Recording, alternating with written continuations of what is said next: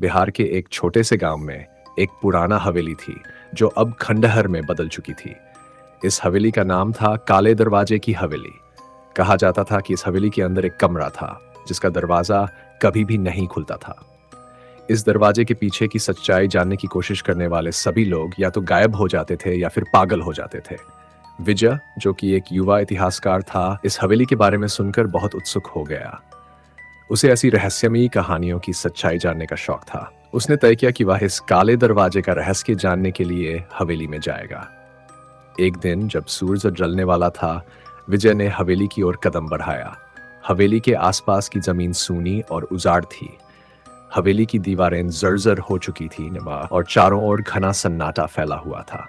विजय ने अपनी टॉर्च जलाई और हवेली के अंदर प्रवेश किया। हवेली के अंदर घुप अंधेरा था और एक अजीब सी सड़ी हुई गंध हवा में फैली हुई थी। विजय ने चारों ओर नजर दौड़ाई और धीरे धीरे उस कमरे की ओर बढ़ने लगा जिसके बारे में गांव वाले बातें करते थे। कमरा हवेली के सबसे दूर वाले कोने में था। उसका दरवाजा काला और भारी था, मानो सदियों से बंद पड़ा हो। दरवाजे के चारों ओर अजीब से निशान बने हुए थे जो विजय को बहुत अजीब लगे। उसने दरवाजे को ध्यान से देखा और फिर अपने हाथ से उसे खोलने की कोशिश की, लेकिन दरवाजा हिला भी नहीं। तभी अचानक से हवेली के अंदर की हवा ठंडी हो गई और चारों ओर एक अजीब सी फुसफुसाहट गूंजने लगी। विजय ने डरते हुए इधर उधर देखा, लेकिन वहां कोई नहीं था। उसने अपने आप को हिम्मत बंधाई और फिर से दरवाजे को खोलने की कोशिश की।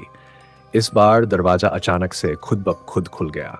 विजय ने अंदर झांका और जो उसने देखा उससे उसके होश उड़ गए। कमरे के अंदर चारों ओर काले कपड़ों में लिपटे हुए कंकाल पड़े थे और कमरे के बीचों बीच एक बड़ा सा काला दर्पण रखा था।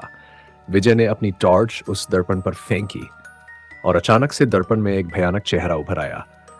ये चेहरा एक बूढ़े आदमी का था जिसकी आंखें लाल थीं और चेहरे पर गहरी झुर्रियां थीं। उसकी आंखों में एक अजीब सी नफी नफरत और दर्द था। चेहरे ने जोर से चीखते हुए कहा, तूने मेरी शांति भंग की है, अब तू भी इस दर्पण का हिस्सा बनेगा। विजय के शरीर में ठंडक दौड़ गई। उसने भागने की कोशिश की, लेकिन उसके पैर जैसे जकड़ गए थे। दर्पण के अंदर से काले धुएं की एक लहर बाहर निकली और विजय को अपने अंदर खींचने लगी। विजय की चीखें हवेली की दीवारों में गूंज उठी, लेकिन बाहर कोई भी नहीं था जो उसे सुन सके। उसकी आंखों के सामने अंधेरा छा गया और वह काले दर्पण के अंदर समा गया।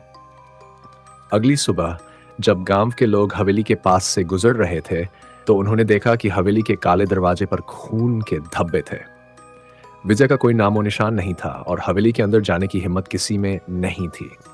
कहा जाता है कि अब विजय की आत्मा भी उस काले दरवाजे के पीछे कैद हो चुकी है और जो भी उस दरवाजे के रहस्य को जानने की कोशिश करता है वह कभी वापस नहीं लौटता। हवेली का काला दरवाजा अब भी बंद है और उसके पीछे की चीखें अब भी सुनाई देती हैं। जो भी उस दरवाजे को खोलने की कोशिश करता है वह हमेशा के लिए गायब हो जाता है।